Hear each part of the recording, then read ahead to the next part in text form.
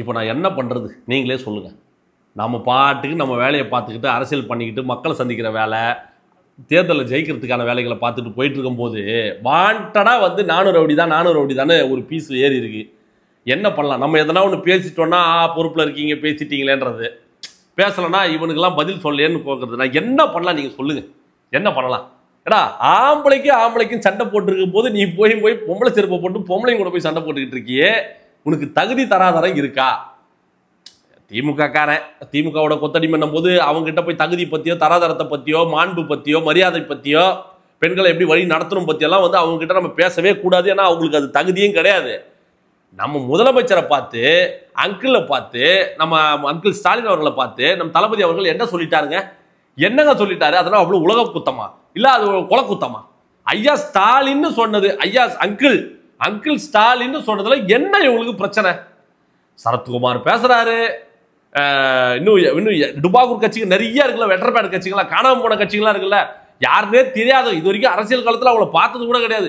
அவங்களெல்லாம் கூட்டு வந்து உட்கார வச்சு இவருக்கு மெச்சூரிட்டி இல்லை, இவருக்கு பக்குவம் இல்லை, இவர் வந்து நாக்கை அடைக்க வேண்டும். என்னத்த நாக்கை அடைக்கணும்? நீங்க வாய்க்கு வந்ததில் அடிச்சு விட்டீங்களே தேர்தல் அறிக்கையில, வாக்குறுதி கொடுத்தீங்களே, அதை பத்தி நாங்க பேசலாமா சார்? அங்கிள் சார் பதில் சொல்லுங்க. அங்கிள் சார், தேர்தல் வாக்குறுதிகள் கொடுத்தீங்க இல்லையா? நாங்கள் வந்தால், ஆட்சிக்கு வந்தால் நாங்கள் வந்து பாலாரும் தேனாரும் ஓடும், ஒவ்வொருத்தருக்கும் வீடு கட்டி கொடுப்போம், உங்களுக்கு வேலை வாய்ப்புகளை ஏற்படுத்தி கொடுப்போம், பணி நிரந்தரம் பண்ணுவோம். என்னென்ன வாய்க்கு வந்தாலும் பேசுனீங்களே, அதுக்கெல்லாம் பதில் இருக்கா உங்ககிட்ட? அதுக்கெல்லாம் முதல்ல பதில் சொல்லிட்டு வந்து நீங்க எங்க தளபதி பத்தி விமர்சனம் பண்ணுங்க. நேற்றைய தினம் ஒரு விவாத மேடையில், அதாவது வேண்டாம், நம்ம எது சொன்னாலும் வந்து தப்பாயிடுது, அதனால நம்ம ரொம்ப டீசெண்டாவே பேசுவோம், ரொம்ப ரொம்ப ரொம்ப கண்ட்ரோல்டாவே நான் பேசுறேன். பொரட்டா வீச்சு, என்ன கோவம், என்ன அந்த வெறி, எலும்ப கடிச்சு அப்படியே வாயெல்லாம் நர நர நர நர ஆயிட்டு அண்ணனுக்கு. விடாம எலும்பை கொடுத்து கடிக்க வைக்கிறாங்க பொழுது. சில அல்சேஷன் டாகு இப்போ இந்த ட்ரெயின்லாம் பண்றாங்க பார்த்தீங்கன்னா, என் ஃப்ரெண்டெல்லாம் வந்து டாக் ட்ரைனிங்லாம் கொடுத்துக்கிட்டு இருக்கான். அவன் என்ன பண்ணுவான்னா, நல்லா பெரிய எலும்பா பார்த்து வாயில கொடுத்துருவான். அது கடிச்சு அப்படியே ஜொல்லு ஒழுவும். அந்த மாதிரி எலும்பை கடிச்சு அண்ணன் நேத்து உட்காந்து வக்கர புத்தியோட வன்மத்தோட கக்குறாரு. அப்படியே ஆன்டிகள்லாம் வந்திருந்தாங்க. ஆன்டிகள்லாம் ஏடா உங்க புத்தியே இப்படிதானா நான் கேட்கறேன். யங்ஸ்டர்ஸ்லாம் வந்திருந்தாங்க, ஆன்டி ஒத்தங்க தான் வந்திருந்தாங்க. என்ன நோக்கம்? உன்னோட அந்த வார்த்தையை பயன்படுத்துறதுல உங்களோட அந்த நோக்கம் என்ன? யாரை நீ அசிங்கப்படுத்துற? இப்போ நம்ம ஒரு இடத்துக்கு போறோம், இப்போ பார்க்குறோம், நம்மளோட வயதில் பெரியவர் இருக்காரு, அங்கிள் நம்ம சொல்றோம். என்ன தப்பு? ஒரு பெண்களை பார்த்து, அதுவும் அவரோட உடல் தோணி அந்த பாடி லாங்குவேஜ்லாம் நீங்க பார்க்கணுமே. கொதிக்குது, வயிறுலாம் எரியுது. என்னடா திரும்புற பக்கம்லாம் அப்பான்ற ஒரு பிம்பத்தை நம்ம உருவாக்கி வச்சிருந்தோம். இன்னைக்கு ஒரு 35 நிமிஷம் ஸ்பீச்சில் வந்து மொத்தத்தையும் கடல் அலை போல அடிச்சுக்கிட்டு போயிட்டாரு இவரு. எங்க திரும்பினாலும் அங்கிள் அங்கிள் அங்கிள்னு போட்டு பொழக்கிறாங்களே, என்ன பண்றது தெரியாம போய் தளபதி வீட்டு பொம்பளைங்க மேலேடா போய் பேசுவ நீ? திருப்பி நாங்க பேசுறோம் நீ தாங்குவியா? திருப்பி நம்ம பசங்க பேசுறா நீங்க தாங்குவீங்களா? இது வரைக்கும் அரசியல் வரலாறுலயே வந்து ஒரு கட்சி தலைவரின் தாயாரை பத்தி யாருமே பேசுறது இல்லைங்களாங்க. ஏங்க நாங்களும் வந்து இதை சொல்றோமே, அண்ணா காலத்துல இருந்து காங்கிரஸ் காலத்துல இருந்து ஒரு நெடிய பயணம் இருக்கு. தமிழ்நாடு அரசியலுக்குன்னு ஒரு பாரம்பரியம் இருக்கு, ஒரு நாகரிகம் இருக்கு, ஒரு முறை இருக்கு. பெரியாரை பத்தி புகழ்ந்து பேசுற நீங்களாடா பெண் விடுதலைக்காகவும் பெண் சுதந்திரத்துக்காகவும் பெண்களுக்காக போராடி செத்து போன அந்த மனுஷன், அவரோட கொள்கைகள் நாங்க ஃபாலோ பண்ணி சொல்லி சுத்திக்கிட்டு இருக்க கொத்தடிமைங்களா நீங்க? இன்னைக்கு ஒரு பெண்ணை பார்த்து, அதுவும் ஒரு தாயாரை பார்த்து ஆன்டின்னு நீ வந்து நெக்கலா பேசுறன்னா, என்ன மாதிரியான ஒரு கொடூரமான வக்கரமான புத்தி உங்க மனசுக்குள்ள ஓடிட்டு இருக்கோம் பாத்தீங்களா காய்ஸ்? இவங்க ஆட்சியில பெண்களுக்கே பாதுகாப்பு கிடையாது. ரோட்ல ஒரு பொண்ணு நடக்க முடியலங்க. மாநாட்டில் வந்து துப்புரவு பண்ணி சுத்தம் பண்றாங்க நம்ம ஆளுங்க. நீங்க இது ஒரு ரொம்ப பெசலான ஒரு ஐட்டம். அது என்னன்னா, வரலாற்றில் இது வரைக்கும் தமிழக அரசியல் வரலாற்றிலேயே வந்து எத்தனையோ மாநாடுகள் நம்ம பார்த்துருப்போம், எத்தனையோ பேர் பண்ணியிருப்பாங்க. ஆனா ஒரு 600 ஏக்கர் விவசாய அந்த நிலத்துல மாநாடு நடத்தி முடிஞ்சதுக்கு பிறகு அந்த ஊர் மாவட்ட செயலாளர் வந்து அங்க இருக்கக்கூடிய நிர்வாகிகளை கூட்டிட்டு போய் அங்க இருக்கிற குப்பைகள் எல்லாத்தையும் சுத்தம் பண்ணி கொண்டு போனதை நீங்க எங்கன்னா பார்த்துருக்கீங்களா? அப்படி அப்படியே விட்டுட்டு போயிடுவாங்க. அது வேற யாரோ வந்து அந்த நகராட்சியில் இருக்கக்கூடிய ஊழியர்கள் போய் சுத்தம் பண்ணுவாங்க. தலையெழுத்தா அவங்களுக்கு? நீ மேடை போட்டு கத்தி பேசி நீ வந்து சொகுசா வாழ்றதுக்கு நீ 1000 வேலையை பார்ப்ப. நீ போட்டு போற குப்பை ஆள்றதுக்கு வந்து அவங்களுக்கே வேலை நிரந்தரம் நீ பண்ண மாட்ட. குப்பையை வாரத்துக்கு அவன் வரணும். அவன் நியாயமான கோரிக்கையை கேட்டுட்டு இருக்கான், எனக்கு சம்பளத்தை ஏத்தி குடியா, என் வேலை நிரந்தரம் பண்ணியா, ஏமாத்தினிய வாக்குறுதி கொடுத்தியா கேளியான நாக்க புடுங்குற மாதிரி கேள்வி கேட்கற, அடிச்சு நீ அரெஸ்ட் பண்ணி தூக்கி போட்டு போற, குப்பை ஆடுற மாதிரி அவங்கள அள்ளி போட்டு போற. முதல் முறையா மதுரையில் இருக்கக்கூடிய அந்த மாவட்ட செயலாளர் அந்த நிர்வாகிகள்லாம் சேர்ந்து அந்த ஒட்டுமொத்த அரங்கத்தையும் அந்த மொத்த ஏக்கராவையும் போய் சுத்தம் பண்ணி கிளீன் பண்ணி ஒரு இடத்துல எடுத்துட்டு போய் கொட்டுறாங்க. அங்கேயும் இந்த மீடியா போய் பேட்டி எடுக்குது. என்னென்னு பேட்டி எடுக்குது? ஐயா இங்கே தான் மது பாட்டில்கள் எதனா இருந்ததாக்க ஐயா சொல்லி கேட்குறாங்க. ஐயா நான் இது வரைக்கும் எத்தனையோ மாநாட்டை நான் பார்த்துருக்கேன், எத்தனையோ மாநாடுகள் நான் நடத்தியிருக்கேன், பார்த்துருக்கேன். இங்கே அந்த குப்பைகள்லாம் இந்த மாதிரி கிடங்குகளுக்கு காயலா கடைகள்லாம் வரும், ஒரு பாட்டில் கூட இல்லைங்க ஐயா. பயிற்சிகள்லாம் வீணாகி விட்டது என்ற மாதிரி தான் இருந்தது எனக்கு. ஒரு பாட்டில் கூட இல்லை. இதுவரை முதல் முறையான ஒரு மாநாட்டை நாங்கள் பார்க்குறேன்னு அவர் சொல்றாரு. அதே ஊரில் இருக்கக்கூடிய பல பேர் திமுக அண்ணா திமுக நடத்தின எத்தனையோ மாநாடுகள் பார்த்துருக்கோம். பட் இந்த மாதிரியான ஒரு மக்கள் எழுச்சி, எனக்கு ஒரு 41 வயசு ஆகுதுன்னு ஒரு வீடியோ நான் போட்டிருப்பேன், என்னோட ஷார்ட்ஸில் கூட இருக்கும், நீங்கள் போய் பாருங்க. இது மாதிரியான ஒரு மாநாட்டை நான் பார்த்ததே கிடையாதுன்னு ஆச்சரியப்படுற அளவுக்கு ஒரு மாநாட்டை நடத்தி முடிச்சு அதில் வெற்றி கண்டு இருக்கும். இவங்க என்ன மாதிரியான வேலைகள்லாம் பார்த்தாங்க தெரியுங்களா? அதுவும் முக்தார்னு ஒரு பத்திரிகையாளர் இருக்காரு. ஐயோ கேவலம், சிவாஜி கிருஷ்ணமூர்த்தி =2. அதாவது அவராச்சும் மேடை போட்டு எதனா பேசி வளர்த்து போயிடாது, வெகுஜன மக்கள் பார்வைக்கு போறது கிடையாது. இவர் யூடியூப்ல வந்து இன்டர்வியூ எடுக்கிறன்ற பேர்ல பெண்களை பற்றியும் குடும்ப பெண்களை பற்றியும் மதத்தை பற்றியும் என்ன மாதிரியான அசிங்கமான வேலைகளை பார்க்கணுமோ அவ்வளோ வேலைகளையும் பார்த்துக்கிட்டு மாநாட்டு திடலுக்குள்ள உள்ள வந்து தண்ணி வரல, பைப் உடஞ்சிருக்குன்னு சொல்லி பொய் பேச நினைச்சாரு. அங்க இருக்கிற நிர்வாகிகள் ஓட ஓட விரட்டினாங்க. யாரோட தூண்டுதல் பேர்ல நீங்க வந்திருக்க? ஏடா 2 அடி தள்ளி போனா அந்த பைப்ல தண்ணி வருது, இங்க வரலன்னா அதை சரி பண்ண போறாங்க, வரலன்னு கேக்குறாரு. மாட்டீங்கயா? ஓட ஓட விரட்டினாங்களா முக்தாரை வெளியே போன்னு சொல்லி. உங்களுக்கு எங்களை எதிர்த்து பேச அரசியல் ரீதியான கொள்கைகள் கிடையாது, பதில் கிடையாது. ஒருத்த நாடானா எங்க தளபதியோட தாயாரை பத்தி அசிங்கமா பேசுறான். இந்த மீடியாக்கள் என்னடான்னா நேரடியா வந்து பிராண்டிங் பண்றோம், பேக்கேஜ் வாங்கிட்டு ஸ்ட்ராட்டஜி பண்றோம், நாங்கெல்லாம் சும்மா இருக்க மாட்டோம், நாங்க இறங்கணும்னா விஜய் காலி சொல்லி உள்ள வந்து அசிங்கப்பட்டு போனானுங்க. இன்னும் என்னென்னலாம் செய்ய போறாங்க நீங்க பார்த்துக்கிட்டே இருக்கலாம். இன்னும் ஒருத்தர் வந்து ஒரு காணொலி போட்டிருந்தார், ஏதோ ஒரு யூடியூப் சேனல் நினைக்கிறேன், ட்விட்டர்ல பார்த்தேன். தளபதி கூட நடிச்ச நடிகைகளை வச்சு பிரச்சாரம் பண்றதுக்கான வேலைகள்லாம் பார்த்துக்கிட்டு இருக்காங்க இவங்க. இன்னும் கூடிய விரைவில் இந்த பிரச்சாரம் நெருங்கும் பொழுது தளபதி கூட ஒர்க் பண்ண ஆர்டிஸ்ட்லாம் இருப்பாங்க இல்லையா, அவங்களெல்லாம் வச்சு தளபதி பத்தி அவதூறா பேசுறதுக்கான வேலைகள்லையும் முயற்சியில இறங்கி இருக்கிறதான ஒரு தகவலும் வருதுன்ற மாதிரி ஒரு யூடியூப் சேனல் ஒருத்தர் பேசியிருக்காரு. அவருக்கு சில தரவுகளோட தான் பேசுறது. பண்ணவங்க தானே. ஏன் கேப்டன் இவங்க பண்ணலையா? கேப்டன் விஜயகாந்த் அவர்களுக்கு வடிவேலை வச்சு இவங்க பண்ணலையா? எவ்வளவு அசிங்கப்படுத்தினாங்க. அதுக்கப்புறம் அவர் காணாம போயிட்டார். அது விட்டுருங்க, நான் அந்த டாபிக் குள்ள போல. பட் அந்த மாதிரி வேலைகள் செய்வதற்கும் திமுக அஞ்சாது.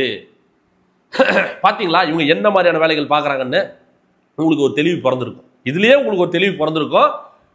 ஆம்பளைக்கு ஆம்பளை சண்டை போடுறான்னா தளபதி பேசுனா தளபதியை பார்த்து பேசு. உனக்கு தைரியம் தெம்பு தில்லு இருந்தா தளபதி பத்தி பேசு, அவரை விமர்சனம் பண்ணு, 1000 உரிமை உனக்கு இருக்கு. ஏன்னா பேசுனது அவரு. எந்த தவறும் செய்யாத போயிட்டு அவர் தாயாரை பத்தியும் மனைவி பத்தியும் தப்பா பேசுறதுக்கு உங்களுக்கு என்னடா அருகதை இருக்கு?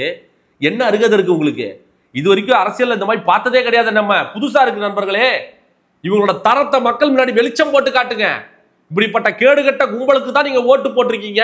ஓட்டு போட்டு மட்டும் உங்க லைஃப் மாறிடுச்சான்னு சொல்லி இந்த காணொலி எல்லாம் எடுத்துட்டு போயிட்டு மக்கள் கிட்ட போட்டு காட்டுங்க.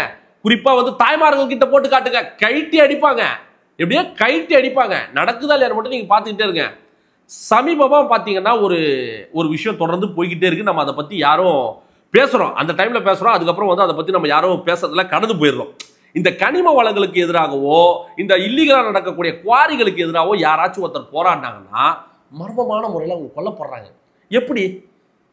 கேள்விக்குறியாவே இருக்கு. இதை பத்தி யாரும் பேசவே மாட்டாங்க. திமுக வாய் திறக்கல, அண்ணா திமுக வாய் திறக்கல, வேற எந்த கட்சியும் இதை பத்தி திரும்பி கூட பார்க்க மாட்டுது. நம் தளபதியின் வெற்றி கழகம் மட்டும்தான் இதை வந்து தொடர்ந்து நம்ம வலியுறுத்திக்கிட்டே இருக்கிறோம். என் உயிருக்கு ஆபத்து இருக்கு. ஜாஃபர் அலி என்பவர் வந்து பிரார்த்தனை, அவரோட பள்ளி தொழுகையில வந்து நடத்திட்டு தொழுகை முடிச்சுட்டு வரும்போது லாரி அடிச்சு சாவுறாரு. அவர் 2 நாளைக்கு முன்னாடி ஒரு காணொலி போடுறாரு. என்ன காணொலி? என் உயிருக்கு ஆபத்து இருக்கு, என்னை கொல்ல போறாங்க, நான் இந்த கனிம வளங்களுக்கு எதிராக வந்து நான் போராடி இருக்கேன், பேசியிருக்கேன், இந்த கல் குவாரிகள் இல்லீகலா, இந்த சோசியல் ஆக்டிவிஸ்ட் அவர் வந்து என் உயிருக்கு ஆபத்து இருக்குன்னு சொல்றாரு. உடனே வந்து அவர் சில தினங்களுக்கு வீடியோ போட்டு 2 நாளைக்கு அப்புறம் வந்து அவர் இறந்து போறார். லாரி அடிச்சு இறந்து போறார். இன்று சசிகுமார் என்ற ஒருத்தர் வந்து இந்த கல் குவாரிக்கு எதிராக வந்து போராடி இருக்காரு, பேசியிருக்காரு. அவருக்கு வந்து ஏதோ ஒரு பஞ்சாயத்து பண்ண போகும்போது கத்திய தோத்தம் குத்தி செத்து போயிருக்காரு. 2 நாளைக்கு முன்னாடி தான் அவரும் சொல்லியிருக்காரு என் உயிருக்கு பாதுகாப்பு இல்லை, அச்சுறுத்தல் இருக்குன்னு புகார் கொடுத்துருக்காரு. புகார் கொடுத்தா அவருக்கு போதியான வசதிகள், அதாவது பாதுகாப்புகள் வழங்கப்படலை, என் பையன் செத்துட்டானே அந்த அம்மா கதறதை வந்து நம்மளால பார்க்க முடியல. கண்களில் வந்து அப்படியே கண்ணீர் வந்து ததும்புது. நமக்கு ஒரு மகனை இழந்து தவிக்கிற அந்த தாயோட சாபம் உங்களை சும்மா விடுமா? பாதுகாப்பு கேட்டிருக்காரு. இல்லீகலா நடக்கிற குவாரி பத்தி தானே பேசியிருக்காரு. இப்படித்தான் ஒரு பட்டியலே இருக்கு. விஏஓ ஒருத்தர், பிரான்சிஸ் ஒருத்தர், அவர் வந்து சமூக செயல்பாட்டாளர், அவர் கொல்லப்பட்டிருக்காரு கனிம வளத்துக்கு எதிராக போராடி. குவாரிகள், இந்த இல்லீகலா நடக்கிற குவாரிகள் பத்தி பேசி அவர் இறந்து போயிருக்காரு. ஏங்க இவ்வளோ ஏங்க நம்ம சகாயம் ஐஏஎஸ் அதை பத்தின ஒரு முழு டீட்டெயில் இருக்கு, நான் வெளியிட போறேன்னு சொல்லியிருந்தாரு. அவர் உயிருக்கு அச்சுறுத்தல் இருக்காதா ஒரு பேட்டி கொடுத்தாரா இல்லையா? நீங்க பாத்தீங்கல்ல, சகாயம் ஐஏஎஸ் பேசியிருந்தார். நான் ஒரு டேட்டா ரெடி பண்ணி வச்சிருக்கேன், அதை வெளியிட போறேன். இந்த குவாரிகள், இல்லீகலாக நடக்கிற மைனிங்ஸு, இந்த கனிம வளங்களை சுரண்டுறாங்க, நம்ம நாட்டு வளங்கள்லாம் வந்து மற்ற ஸ்டேட்டுக்கு வந்து போய்கிட்டு இருக்குன்ற மாதிரிலாம் வந்து பேட்டி கொடுத்து அதுக்கான ஆதாரம் என்கிட்ட இருக்கு, என் உயிருக்கு ஆபத்து இருக்குன்னு பேசியிருக்காரு. இது வரைக்கும் அவருக்கு என்ன பாதுகாப்பு வழங்கப்பட்டிருக்கு? அந்த ஐஏஎஸ்க்கு எந்த ஒரு பாதுகாப்பு வழங்கப்பட்டதாக தெரியவில்லையே. ஜகபர் அலி, பிரான்சிஸ், சசிகுமார், இப்படி தொடர்ந்து இன்னும் எத்தனை பேர்களும். ஒரு டாப்பிக்கே தான், மணல் கொள்ளை மாஃபியாக்களுக்கு பலியாகும் சமூக செயல்பாட்டாளர்கள்னு சொல்லி இன்னைக்கு நம்ம தான் பேசிக்கிட்டு இருக்கோம். அதை பற்றி வேற யாராச்சும் பேசுகிறாங்களா? ஏங்க ஒரு உயிர் தாங்க அவ்வளோ சாதாரணமாக போயிச்சாங்க? பதில் சொல்லுங்க. ஒரு உயிர் தான் அவ்வளோ சாதாரணமாக போயிடுச்சா? இதை பற்றி யாரும் பேசுறதே கிடையாது. இதை விட ஒரு கேலி கூத்துனான்னு கேட்டுங்க, இந்த ஊடகவியலில் வந்து சேர்ந்து நீங்கள் படிக்கிறதுக்கு உங்களுக்கு ஒரு அரிய வாய்ப்பை நாங்கள் ஏற்படுத்தி கொடுக்குறோம்னு சொல்லி முதலமைச்சர் ஸ்டாலின் அவர்கள் வந்து ஒரு விளம்பரத்தை கொடுக்குறாரு. அச்சு ஊடகம், சோஷியல் மீடியா, டெலிவிஷனு, இப்படி எல்லா இடத்துலையும் நீங்கள் போய் படிக்கலாம், படித்து முன்னேறி உங்களுக்கு வேலை வாய்ப்பை நம்ம ஏற்படுத்தி கொடுப்போம்னு சொல்லி ஒரு விளம்பரத்தை வெளியிடுறாரு. அந்த விளம்பரத்தில் பார்த்தீங்கன்னா சைடில் லோகோ, பெண் கம்பெனியோட லோகோ இருக்குது. இது எதுக்குடா இந்த அரசு விளம்பரத்தில் எதுக்குடா பெண்ணை நீங்கள் உள்ள நுழைச்சிருக்கீங்கன்னு கேட்டால், இல்லை அதுக்கு ஒரு விளக்கத்தை, நூதனமான ஒரு விளக்கத்தை கொடுத்து அதில் தப்பிக்கிறதுக்கு மழுப்புனாங்க. மழுப்பிட்டு இன்னைக்கு அந்த இதழியல் என்ற ஒரு விஷயத்தை வந்து ஆரம்பிச்சு வச்சிருக்காரு நம்ம முதலமைச்சர். அங்கே வந்து படிக்கிற மாணவர்கள் எல்லாரும் பார்த்தீங்கன்னா, நான் வந்து திமுகவில் இருக்கிறேன், திமுகவோட பேச்சாளராக இருக்கிறேன், திமுகவில் தான் நான் வந்தேன், இப்படி வந்து திமுகவில் இருக்கவங்களுக்கு மட்டும் தான் முன்னுரிமை அளிக்கப்படும்னு நீங்கள் ஓப்பனாகவே சொல்லிட்டு போயிருக்கலாமே. அங்கே வந்திருக்க படிக்கக்கூடிய மாணவர்கள் எல்லாமே திமுகவை சார்ந்தவங்களாக தானே இருக்காங்க. அப்போ எதுக்கு திமுக மாணவர்களை, திமுகவை சார்ந்தவங்களை படிக்க வைக்கிறதுக்கு அந்த விஷயத்தை நீங்கள் முன்னெடுக்கிறீங்க? ஆட்சி போக போகிற அந்த 6 மாதத்துல எத்தனை திட்டங்கள்ங்க? ஓரணியில் தமிழ்நாடு, மருத்துவம் தேடி, வீடு தேடி மருத்துவம், கல்வி, அப்படி இப்படின்னு எல்லாம் உங்க வீட்டுக்கே வந்துருதுங்க. டோர் டெலிவரி தாங்க, ஸ்விக்கி ஜொமேட்டோ மாதிரி எல்லாம் வீட்டுக்கே தந்து கொடுப்போங்கன்ற மாதிரி பில்டப்பு சொல்லுவோம். நடத்தவா போறோம், நம்ம திட்டங்களை அறிவிச்சு வைப்போம், அது நடக்குதோ நடக்கலையோ அது அப்புறம் பார்த்துக்கலாம். எவன் நம்மளை கேட்க போறான்? நம்ம மக்களும் மறந்துட போறாங்க. ஜெர்மனிக்கு ட்ரிப்பு போறாராம், அங்க தூய்மை பணியாளர்கள் போராடிக்கிட்டு இருக்காங்க. நியாயமான முறையில் போராடிக்கிட்டு இருந்தவங்களை வந்து கோர்ட்டுக்கு போயிட்டு போராடக்கூடாதுன்னு சொல்லி தூக்கி குப்பையில் வாடுற மாதிரி வாரி போட்டு போயிட்டீங்க. ஜெர்மனிக்கு ட்ரிப்பு போறீங்க, பாதிக்கப்படுற மக்களை பேசுறதுக்கு உங்களுக்கு வந்து டைம் கிடையாது. ஆனால் ஜெர்மனி ட்ரிப் அடிக்கிறதுக்கு மட்டும் உங்களுக்கு டைம் இருக்கு. அப்பா பேசணும்னா பேசிக்கிட்டே போலாங்க. அவ்வளவு பிரச்சனைகள், அவ்வளவு கொடுமைகள் இந்த ஆட்சியில் நடந்துகிட்டு இருக்குங்க. ஏதாச்சும் எதிர்த்து பேசினா நீங்க எங்க வீட்டு பொம்பளைங்களை அசிங்கப்படுத்துவீங்க இல்லையா? இதானே உங்களோட ட்ரைனிங்கு. இப்போ இதுதானே நீங்க ட்ரைனிங் கொடுத்துக்கிட்டு இருக்கீங்க. என்ன அரசியல் மாண்போ, என்ன பத்திரிகையாளர்களோ போங்க, நம்ம எதுவும் சொல்றதுக்கு இல்லை. இவங்க கிட்டலாம் வந்து மாட்டிக்கின்னு ஓட்டு போட்டோமே போதுமா? இவங்களுக்காக ஓட்டு போட்டோம் நம்ம. அடடா 10 வருஷம் ஒருத்த ஆட்டி படைக்கிறானே, இவன் வந்தாச்சும் நல்லது பண்ணுவானே, இவங்களுக்கு ஓட்டு போட்டா கடைசியா இவங்க அவங்களுக்கும் மேல ஒரு கொடூர வில்லனா இருப்பாங்கன்னு இந்த தமிழ்நாட்டு மக்கள் வந்து இப்போ புரிஞ்சுக்கிட்டாங்க. இன்னும் 8 மாசம் தான் விடிவு காலம் நமக்கு பிறக்க போகுது. இவங்களை வீட்டுக்கு துரத்தி அடிச்சுட்டு இந்த ஆபாச அரசியல், வக்கிர அரசியல், அவதூறு அரசியல், பொய்யான அரசியல் இதெல்லாம் பண்ணாம நேர்மையான, தூய்மையான, மக்களுக்கு தேவையான அரசியலை பேசுறது தான் நம்ம தளபதியோட நோக்கம், பாதை. அந்த பாதையில் நம்ம பயணிப்போம். தொடர்ந்து வாங்க. இவன் பேசுறான், அவன் ஆன்டின்னு சொல்லிட்டான், அப்படி பண்ணிட்டான், அப்படி அவனுக்குலாம் எதிர்வினையெல்லாம் ஆற்றாதீங்க. அவன் அவ்வளோ பெரிய ஆளும் கிடையாது. என்னங்க அவன் இவன்லாம் சொல்லி, அவ்வளோதான் மரியாதை. இன்னும் நான் ஓவராக பேசலாம், எனக்கு ஒரு பொறுப்பு இருக்குது, நாகரிகம் கருதி நான் ரொம்ப டீசெண்டாக நான் பேசிக்கிட்டு இருக்கேன். ஏன்னா எங்களுக்கு அரசியல் மாண்பு இருக்குது, தெரியும். டீசென்ட் அட்டாக், டீசென்ட் அப்ரோச் என்ற ஒரு காரணத்துக்காக நாங்கள் அமைதியாக போய்கிட்டு இருக்கோம். வேற எவனா இருந்தாலும் நேற்றுக்கு நாராக கிழிச்சு தொங்க விட்டுருப்பாங்க. வேண்டாம் நண்பர்களே, நான் இன்னும் ரொம்ப குறிப்பாக நம்மளோட பசங்களுக்கு நான் சொல்கிறது என்னன்னா, அவன் அப்படி பேசுறான்றதுக்காண்டி திமுகவில் இருக்கக்கூடிய தலைவர்களின் குடும்பத்தை சார்ந்த பெண்கள் பற்றிலாம் தயவு செய்து தவறாக நீங்கள் எழுதாதீர்கள், அவர்கள் புகைப்படத்தை பயன்படுத்தாதீர்கள். ஏன்னா நம்ம அப்படிப்பட்ட தலைவரின் பின்னாடி நம்ம ஃபாலோ பண்ணலை, அதை நம்ம தலைவருக்கும் பிடிக்காது. அதை தயவு செய்து அது எல்லாரும் யாராச்சும் போட்டிருந்தாலும் அதை டெலிட் பண்ணுங்க. பேசுகிறவன் 1000 பேசிட்டு போகிறான், நமக்கு அது அவசியம் கிடையாது. இவனோட விமர்சனம் வந்து நம்மளை ஒன்றும் பண்ண போகிறதும் கிடையாது. இது நம்மளை இன்னும் மக்கள்கிட்ட கொண்டு போய் சேர்க்கறதுக்கான ஒரு நல்ல விஷயம் தான். இவங்க பண்ணுறதெல்லாம் எடுத்துகிட்டு போய் மக்கள்கிட்ட காட்டுங்க, குறிப்பாக பெண்கள் கிட்ட காட்டுங்க. கைட்டி அடிப்பாங்க, நடக்கும், கண்டிப்பாக நடக்கும். அது வரையும் காத்திருங்கள். தயவு செய்து அந்த மாதிரியான புகைப்படங்கள், அவர்கள் வீட்டு பெண்கள் எந்த ஒரு புகைப்படமும் பயன்படுத்தாதீங்க, டெலிட் பண்ணுங்க. நம்ம நேர்மையான அரசியல் நோக்கி நம்ம போய்கிட்டு இருப்போம். இஷ்யூ பேஸ்டா இந்த தமிழ்நாட்டில் நடக்கக்கூடிய பிரச்சனைகளை பற்றி பேசுங்க, இந்த திமுகவின் அவலங்களை பற்றி பேசுங்க. தினம் தினம் ஒரு பிரச்சனை வருது, தினம் தினம் சில பிரச்சனைகள் ஓடிக்கிட்டு இருக்கு. அதை பற்றிலாம் செவி சாய்க்கிறதுக்கு எதிர்கட்சிக்கும் இங்கே டைம் கிடையாது. ஆளுங்கட்சி வந்து அதை பற்றி பார்க்கறதும் கிடையாது. அவங்களுக்கு வந்து ஷூட்டிங், ஷாட்டு, போட்டோ, கேமரா. எப்படி அங்க மோடி மீடியா வந்து மொத்த மீடியாவை கண்ட்ரோல்ல வச்சுக்கிட்டு இருக்கோ அந்த மாதிரி இங்க நம்மளோட டாடி அங்கிள் மீடியா வந்து மொத்த ஊடகங்களை கைக்குள்ள வச்சுக்கிட்டு பேக்கேஜை கொடுத்துட்டு இன்னைக்கு ஜம்முன்னு வந்துகிட்டு இருக்காங்க. கேட்டா வந்து இந்தியாவுக்கு இல்ல உலகத்துக்கே வந்து ஒரு முன்மாதிரியான ஒரு மாடல் எங்களோட திராவிட மாடல்னு ஐயா சேகர் பாபு வந்து வாய் கூசாம வந்து பொய்ய பேசிக்கிட்டு இருக்காரு. டும் டும் டும் டும் டும் டும்னு படத்தோட டைட்டில் பேர்ல வந்து சொல்லிக்கிட்டு பேட்டி கொடுக்குறன்ற பேர்ல பதில் இல்லாம நாகரிகமான ஒரு கேள்வி வைக்கிறார் நிருபர். அதுக்கு பதில் இல்லாம எங்கள் முதலமைச்சர் சாதனை தெரியுமா, எங்கள் முதலமைச்சர் முன்மோடி தெரியுமா, உணவு திட்டத்தை கொடுத்தாரு தெரியுமான்னு சொல்லி இஷ்டத்துக்கு அடிச்சு விடுறது. எவன் கேட்க போறான்? மைக்கு இருக்கு, கேமரா இருக்கு, நம்ம சொல்றதான் செய்தியா போட போறான். இஷ்டத்துக்கு பேசணும். அவர் ஒரு பக்கம் பேசி வச்சிருக்காரு. கவலை வேண்டாம். 2026 நமக்கான விடியல், உண்மையான விடியல் கிடைக்கும் என்பதை இந்த இடத்தில் நான் பதிவு செய்து கொள்ள விரும்புகிறேன். சப்ஸ்கிரைப் செய்துட்டு வீடியோ பாருங்க. மீண்டும் ஒரு சிறப்பான வீடியோவோடு உங்களை வந்து நான் சந்திக்கிறேன். நன்றி, வணக்கம்.